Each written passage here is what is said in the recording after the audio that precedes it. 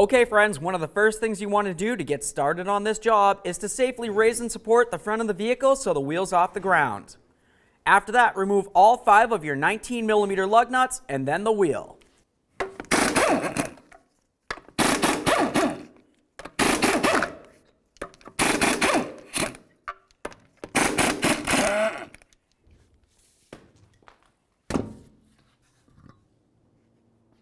Now that we have the wheel out of the way, we're going to have a look at the caliper. That's this area right here. Located in this area is the caliper piston. When you step on the brake, the piston's going to go out and squeeze the pads up against the rotor. What we need to do is push that piston in.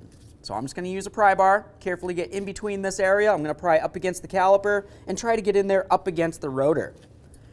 Now I'll just gently pry this and you should be able to see that piston making its way in a little bit. All right, so now that we've got that piston moving pretty good, I'm just going to carefully get in between here and fully push it in.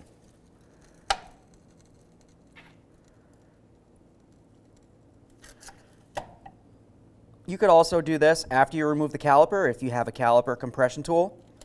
Not everybody has that, so I'm showing you something with a pry bar because pretty much everybody's got something like this. Now we can go ahead and start taking the caliper off the bracket. To do that, I'm going to come right here to these 15mm headed bolts and we can remove the pair. There's one down bottom and one up top. What you're going to notice for these is these pins actually go all the way into this area right here. So if it feels like it's very hard to turn, more than likely it's due to the fact that the pin is stuck in this area. Okay? That one's nice and loose. I'm going to leave this in here so the caliper can't move around on me while I continue on to the other one.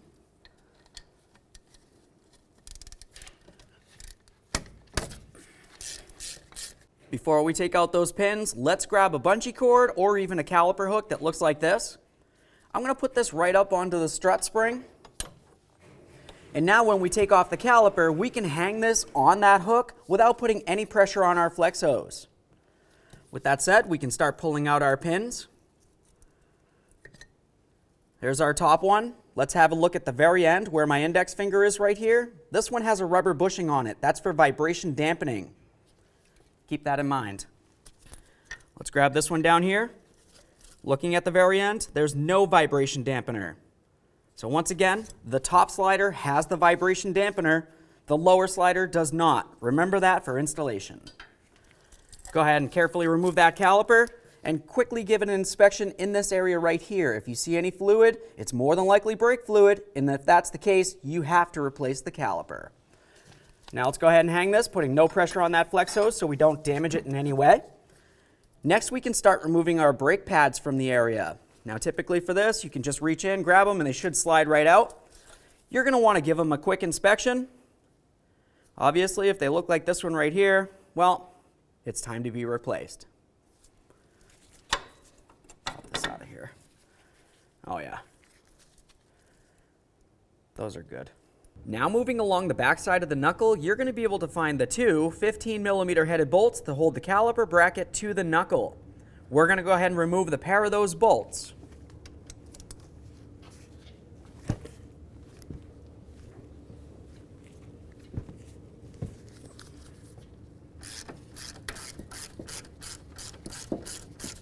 Just like before, once we get the first bolt loose, we're going to go ahead and leave it in just a couple threads. That way there we can fully remove the other one without the caliper bracket moving around too much on us.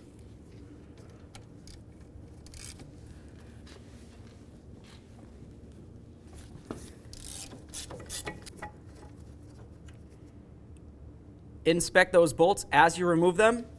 Of course, we'll set them aside. We can clean those up later.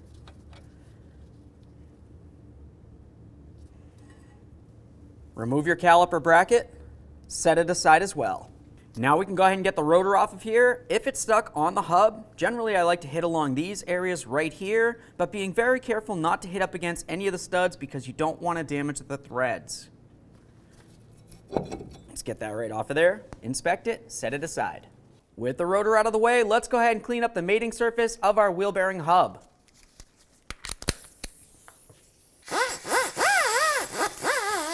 Copper never sees on your mating surface. Before you can go ahead and put your new rotor on, you're going to want to make sure you clean down both sides of it on the braking surfaces. You're going to see that it comes with a thin coating of oil to protect it during shipping.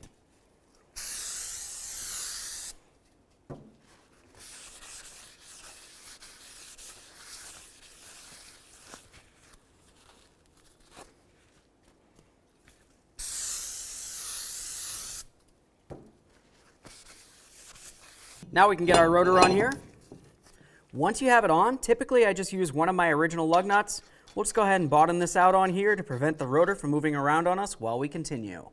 Now it's going to be time to start cleaning up our caliper bracket. This is going to be the area where those pads need to sit, so it needs to be clean and free of debris so that the pads can function properly. Now what I want to do is just go ahead and get my tins off of here. Inspect those. We'll set them aside. Now the areas that we want to clean are the areas that we just removed those tins from. All inside this groove area here is where those pads are going to sit. So once again, it needs to be clean and free of all that debris. You've got 4 corners, one here, one there, and then the same on the other side of the bracket. Use some sandpaper or a brush or whatever you've got, clean them up.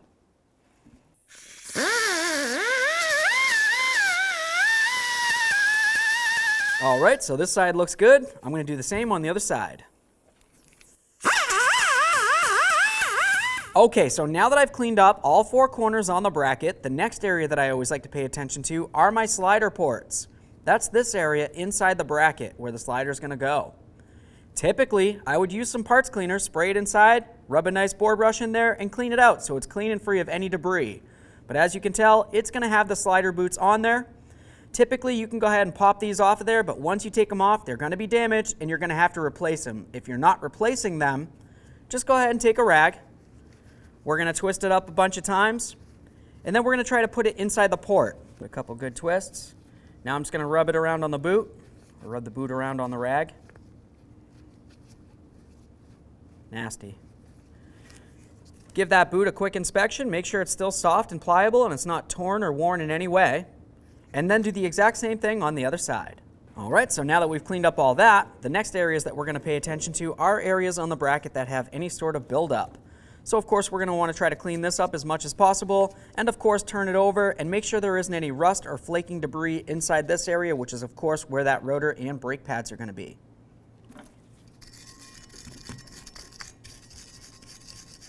Let's use some high temperature caliper grease, and we're going to go ahead and lubricate the areas that we sanded down where those tins are going to be.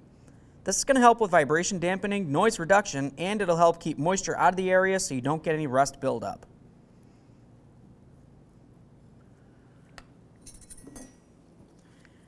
Let's have a look at the tins. As you can tell, it has a beveled area that needs to fit right onto this area of the bracket. That's essentially how it locks in. Also along the backside, you're going to find these 2 tabs. Those tabs need to fit right inside this area of the bracket. Slide it in, give it a little squeeze, give it a tug to make sure it's secure. Do the same on the other side. I've got both my tins on. Now I'm going to continue with that caliper grease, and I'm going to go ahead and lubricate the inside of this area right here. Do the same on both ports. Continuing with our cleaning, we're also going to clean and inspect our caliper slider pins. The most important places to clean is the entire shaft area, and then of course down inside this groove where you can see my index finger. That's where the boot's going to sit, so it needs to be clean and free of any debris. Aside from that, when you're cleaning it, be very careful for the pin that has that vibration dampener boot on it. You don't want to damage it or lose it. Let's wipe it down. I went ahead and cleaned up the caliper slider pins. I'm going to go ahead and set these aside before I lubricate them. We'll do that in a minute. The next thing we're going to talk about is the caliper itself. Looking at ours, you can see that we have a lot of rust buildup on this. It's very important to make sure you get the majority, if not all of that off of there so it doesn't fall into the brakes.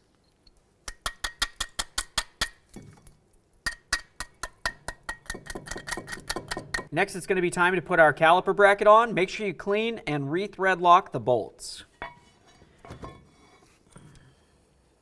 Start both of these bolts in, we'll snug them up, and then we're going to torque these to 137 foot-pounds.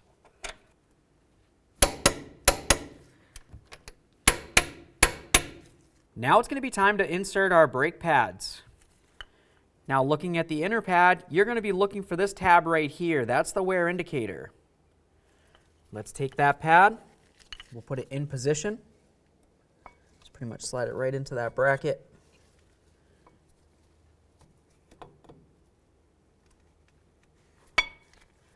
Now essentially you want to make sure that this can move around once it's in there. If you had to use a hammer to bonk it in there, more than likely the bracket isn't cleaned up enough.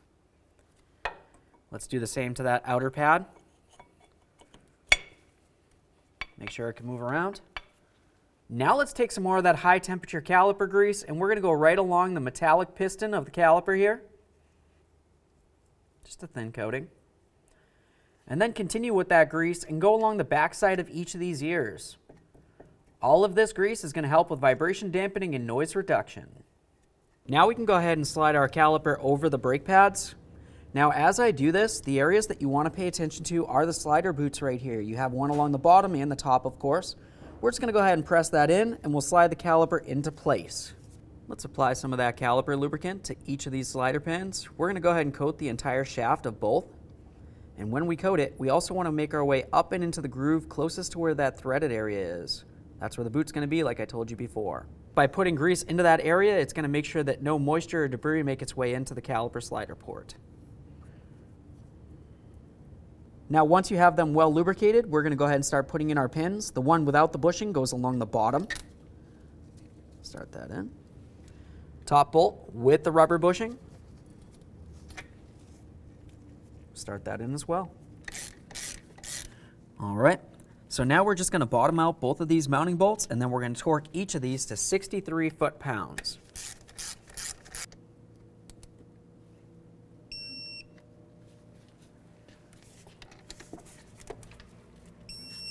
All right, so let's just double check everything we did, make sure that the brake flex hose isn't twisted and everything's nice and torqued. All right, so now you just want to double check everything, make sure everything's tightened and torqued and situated perfectly. After that, let's go ahead and get the wheel up on here.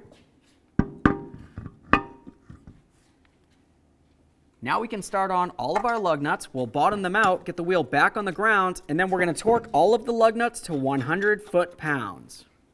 All right, the wheel's back on the ground. Let's torque these to that 100 foot-pounds.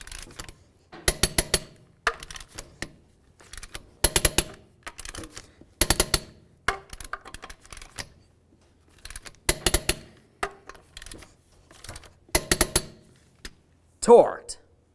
Okay friends, we finished up half of our brake job. What's left to do now? Now you're going to do the exact same thing on the other side of the car. It only makes sense to do both sides at the same time. After you finish that brake job, go ahead and pump up the brake pedal till it's nice and firm. Get under the hood, check your master cylinder, make sure it's topped off with .3 brake fluid. After that, take it for a road test. Thanks for watching.